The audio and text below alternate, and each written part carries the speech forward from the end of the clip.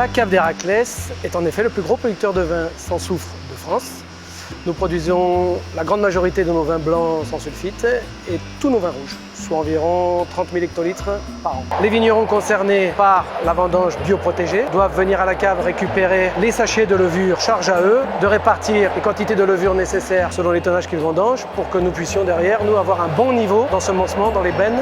Arrivé à la cave, la vendange bioprotégée sans soufre doit subir le moins de contact à l'air possible puisque l'oxydation est l'ennemi du vin. Le besoin est donc d'être le plus rapide et efficace entre le moment où le vigneron va déverser cette vendange protégée dans le quai de réception et le moment où le raisin va finir dans sa cuve de vinification. Vous aurez compris que la bioprotection effectivement est une étape essentielle pour faire des vins sans soufre, mais ce n'est pas exclusivement la seule étape à maîtriser, parce que tout le process nécessite évidemment d'être pointu techniquement, précis sur les outils, et c'est un travail collectif entre la vigne et le chai.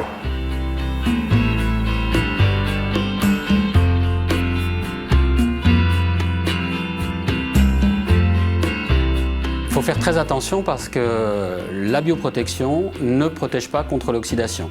Donc dans nos expérimentations, par exemple, les essais que nous avons faits sur Sauvignon et Colombard, on voit bien qu'on a des pertes aromatiques parce qu'on vinifie sans sulfite. Pour préserver les arômes et la couleur des vins, il faut vraiment utiliser toute la palette possible sur les mous. Donc on peut récolter les raisins à basse température et utiliser l'inertage. D'une manière générale, de toute façon, il faut toujours respecter les bonnes pratiques de vinification.